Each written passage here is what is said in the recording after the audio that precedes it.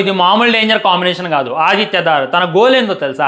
అమీర్ ఖాన్ దంగల్ని కొట్టాలండి. 2100 కోట్లు అది అసలు ఎలా కొట్టింది, దాన్ని ఎలాగైనా బీట్ చేయాలి అనేటటువంటి ఉద్దేశంతో చకచక దురంధర్ పార్ట్ 1 రిలీజ్ చేసిండు. మళ్ళీ ఏమంటే పార్ట్ 2ని త్వరగా రిలీజ్ చేసిండు, దాన్ని బీట్ చేయాలి అనేటటువంటి ఉద్దేశంతో. అయినా కానీ దాన్ని అయితే కొట్టలేకపోయింది అనమాట.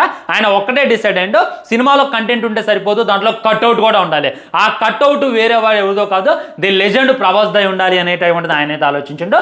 సో ఆదిత్య దార్ దురంధర్ 2 తర్వాత చాలా ఆపర్చునిటీస్ వచ్చాయి. చాలా మంది తెలుగు హీరోలు ఆయన ఇంటికి వెళ్ళారు, ఆయన ఇంటికి పిలిచారు. చాలా మంది బాలీవుడ్ హీరోలు కూడా ఆయన కాంటాక్ట్ అయ్యారు.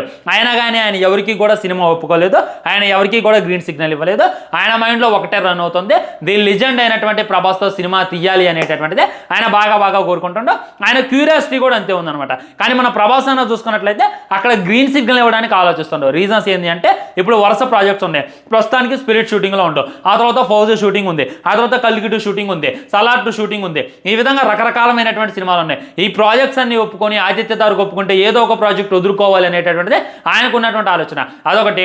అన్ని ఆదిత్య దార్ చూసుకున్నట్లయితే ఒక పార్టీకి ఇదిగా పనిచేస్తారు, ఒక పార్టీకి తొత్తులా పనిచేస్తాడు. సో ఆయనతో సినిమా తీస్తే ఖచ్చితంగా నాకు ఒక బ్యాడ్ నేమ్ వస్తుంది, నాకున్నటువంటి కొంతమంది ఫ్యాన్స్ దూరం అవుతారు అనేటటువంటి ఇంకో విషయం కూడా ప్రభాస్ ఆలోచిస్తున్నాం అని చెప్పి బయట గట్టిగా వినపడుతుంది అనమాట. ఏది ఏమైనప్పటికీ నేనైతే మనస్ఫూర్తిగా కోరుకుంటున్నా మన ప్రభాస్ అన్న ఆదిత్య దార్తో సినిమా చేయాలి.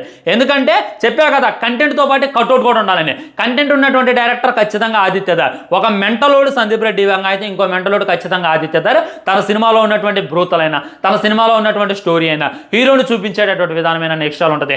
అలాంటి సినిమా కానీ రిలీజ్ అయితే అటు బాలీవుడ్లో ఏ రేంజ్లో అరాచకం సృష్టిస్తుంది అనేటటువంటిది స్పెషల్గా చెప్పాల్సిన అవసరం లేదు. ఇటు టాలీవుడ్లో, కోలీవుడ్లో, మోలీవుడ్లో కూడా విధ్వంసకాండ అయితే సృష్టిస్తుంది. ఖచ్చితంగా సినిమా 3000 కోట్లు వసూలు చేస్తుంది. సో జియో స్టూడియోస్ ఏదైతే ఉందో ప్రభాస్ని ఆదిత్య దార్ని కలిపి సినిమా తీయాలి అని చెప్పి బాగా ట్రై చేస్తుంది. కానీ మన ప్రభాస్ అన్న దాటేస్తున్న అనేటటువంటి వార్తలు కూడా గట్టిగా వినపడుతున్నాయి. నిజంగా ఇది జరగాలి అని చెప్పి మనమైతే మనస్ఫూర్తిగా కోరుకున్నా.